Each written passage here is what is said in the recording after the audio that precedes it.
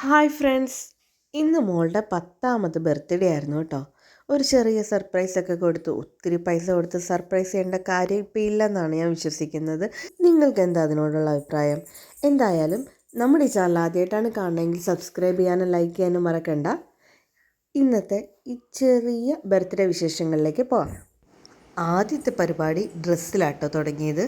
കാരണം എനിക്ക് ഇച്ചിരി തയ്ക്കാനൊക്കെ ഇഷ്ടമുള്ള ആളാണ്. പക്ഷേ അധികം നന്നായിട്ട് തയ്ക്കാനും അറിയില്ല, എന്നത് സമ്മതിക്കാനും കഴിയില്ല. അപ്പോൾ അങ്ങനെ ഞാൻ 2 ആഴ്ച മുമ്പേ മെറ്റീരിയൽ എടുത്തു കേട്ടോ. ബ്ലാക്ക് എൻ്റെ ഒരു ഫേവറേറ്റ് കളറാണ്. എങ്ങനെ എടുത്താലും തിരിഞ്ഞും മറിഞ്ഞും വരുമ്പോൾ ഒരു ബ്ലാക്ക് ടച്ച് വന്നു പോകും. നിങ്ങൾക്കങ്ങനെ ബ്ലാക്കിനോട് താല്പര്യമുള്ള ആൾക്കാരാണോ? ഞാൻ എന്തായാലും യോക്ക് പോർഷന് വേണ്ടിയിട്ട് ഒരു സീക്വൻസ് വർക്ക് ഉള്ള മെറ്റീരിയലാട്ടോ എടുത്തിരിക്കുന്നത്. വലിയ ഭംഗിയൊന്നും തോന്നില്ലെങ്കിലും മീറ്ററിന് 575 രൂപയായി. അതുകൊണ്ട് കൂടുതലൊന്നും വാങ്ങിയില്ല. 1 മീറ്ററേ വാങ്ങിയുള്ളൂ. 2 പേർക്കും കൂടി ആട്ടോ ഞാൻ വാങ്ങിയത്.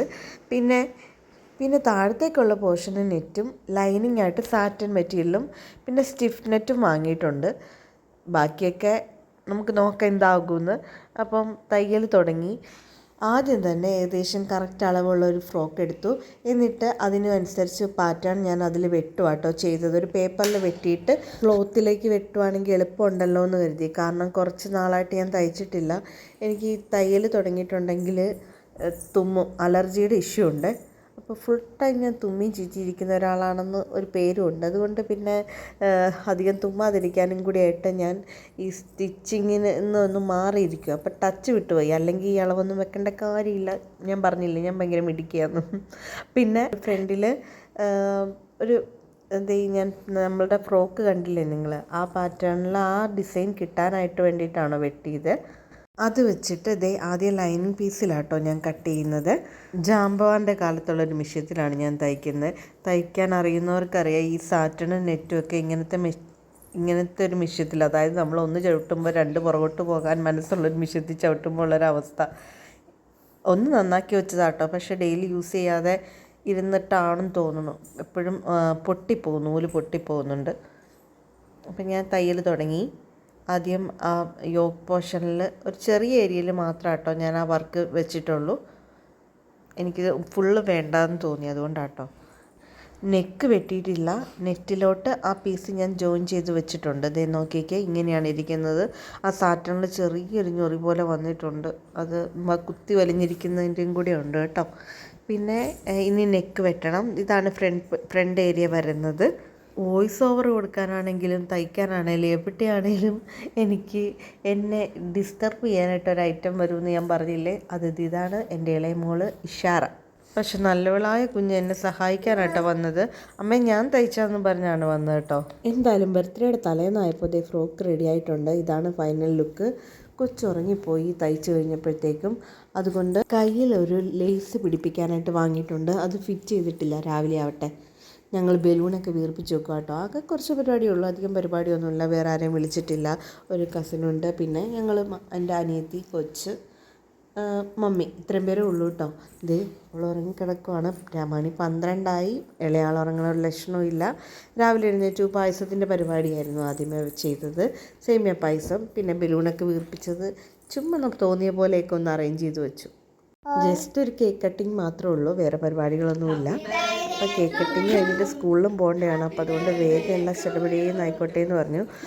എല്ലാം ഒരു ബ്ലാക്കും ഗോൾഡൻ തീമിലായിക്കോട്ടെ എന്ന് പറഞ്ഞ് ബലൂണും ഡ്രസ്സും സ്പെക്സും പിന്നെ കേക്ക് വാങ്ങിയിരിക്കുന്ന മാജിക് ഓവനിൽ നിന്നാട്ടോ, തലയിലപ്പറമ്പിൽ. എല്ലാ ഐറ്റംസും അവിടെ നിന്നാണ് വാങ്ങാറുള്ളത്. പിന്നെ ബലൂൺസും ബാക്കി ഗ്ലാസും ഐറ്റംസ് എല്ലാം തലയിലപ്പറമ്പിൽ തന്നെ മരിയ സൂപ്പർ ഷോപ്പിൽ അവിടെ നിന്നാട്ടോ വാങ്ങിയത്. അപ്പോൾ ഞങ്ങൾ കേക്ക് കട്ട് ചെയ്തു. നല്ല കേക്കായിരുന്നു. എല്ലാവരും വന്ന് ചടപടയെന്ന് കേക്കും വാങ്ങി. പരിപാടി തീർക്കണമല്ലോ, സ്കൂളിൽ പോകാറായി. അനിയൻ കൊണ്ടുപോയി ആക്കാമെന്ന് പറഞ്ഞതുകൊണ്ട് സ്കൂൾ ബസ്സിനും ടാറ്റ പറഞ്ഞു വിട്ടു.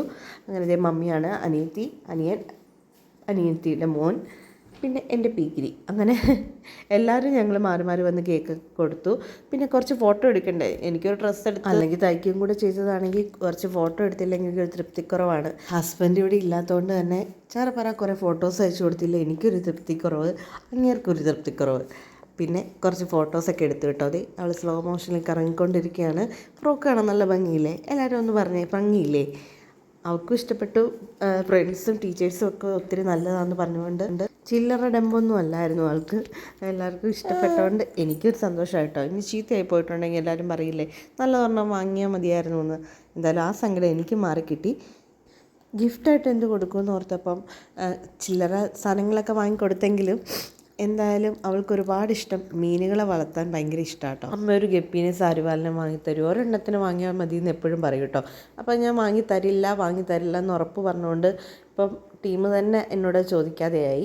അപ്പോഴാണ് ഹസ്ബൻഡ് പറഞ്ഞത് അന്നറിയാമോളെ അത് വാങ്ങിക്കൊടുക്കാൻ പറഞ്ഞു. അങ്ങനെ ഫ്രണ്ടിൻ്റെ മോൻ ഹിലാലിനെ കൊണ്ട് വാങ്ങിപ്പിച്ച് കുറച്ച് മീനുകളെ വാങ്ങി അവളറിയാതെ കട്ടിലിൻ്റെ അടിയിൽ ഒരു ബോട്ടിലിൽ ഇട്ട് വെച്ചേക്കുമായിരുന്നു കേട്ടോ. ഈ സമയം വരെ അവൾക്ക് അറിയില്ലായിരുന്നു. അപ്പോൾ ഫോട്ടോ എടുക്കാൻ ഇപ്പുറത്തെ സൈഡിലോട്ട് നോക്കുന്നൊക്കെ പറഞ്ഞ് നിർത്തിയാട്ടോ ഞാനത് ബോട്ടിലുമായിട്ട് വന്നത്. അപ്പോൾ മോളുടെ ആ സന്തോഷം കാണുമ്പോൾ നമുക്ക് ശരിക്കും മനസ്സിന് നല്ല തൃപ്തി തോന്നും. ഒരുപാട് സാധനങ്ങൾ ഇപ്പം ഞാൻ നേരത്തെ ആണെങ്കിലും പിള്ളേർ പറയുമ്പോൾ ഉള്ള എല്ലാ സാധനങ്ങളും നമ്മൾ വാങ്ങിക്കൊടുക്കുമ്പോൾ അവർക്ക് കിട്ടുന്നതിനൊന്നും സത്യത്തിൽ ഒരു വിലയുണ്ടാവില്ല. ഇതാണോ അമ്മ വാങ്ങിയുള്ളൂ എന്നാണ് ചോദിച്ചുകൊണ്ടിരുന്നത്. അപ്പോൾ ഇത്തവണ വ്യത്യാസമായിട്ട് കിട്ടില്ലെന്ന് പറഞ്ഞ കാര്യം കിട്ടിയപ്പോൾ ആ മുഖത്ത് വന്ന സന്തോഷം കണ്ടോ. ആ മീനുകൾക്ക് അധികം വില വരുന്നില്ലെങ്കിലും അതിൻ്റെ ഇരട്ടി സന്തോഷമായിരുന്നു ആ മുഖത്തുണ്ടായിരുന്നത്. അത് ശരിക്കും നമുക്ക് വളരെ സന്തോഷമുണ്ട്. അപ്പം എനിക്കും തോന്നി ഇനി നമ്മൾ എന്ത് കാര്യവും ചോദിക്കുന്നതിന് മുമ്പ് വാങ്ങിക്കൊടുക്കുന്ന ശീലം ഉണ്ടല്ലോ, അത് നിർത്തുന്നതായിരിക്കും നല്ലത്. അപ്പോൾ കിട്ടുന്ന സാധനങ്ങൾക്കൊന്നും കുഞ്ഞുങ്ങൾക്കൊരു വിലയും ഉണ്ടാവില്ല. അവരൊത്തിരി ആഗ്രഹിച്ചിട്ട് കിട്ടുമ്പോഴല്ലേ അതിനൊരു വിലയുണ്ടാവുള്ളൂ. ഇനി നോക്കുമെന്നറിയാം. എന്തായാലും ഇനി ഗപ്പി കുഞ്ഞുങ്ങളെ വളർത്താൻ തീരുമാനിച്ചു കേട്ടോ. അവളേൽ സന്തോഷത്തിൽ നോക്കിക്കൊണ്ടിരിക്കുന്നത് അനിയത്തിയുടെ മോനാട്ടോ. അവൻ എന്ത് സർപ്രൈസ് ഉണ്ടെങ്കിലും പൊളിക്കുന്ന അവനാണ്. അതുകൊണ്ട് അവനെ അറിയിച്ചിരുന്നില്ല, ആരും അറിഞ്ഞില്ലായിരുന്നു. ഞാനും മമ്മി അനിയത്തിയും മാത്രം കേട്ടോ.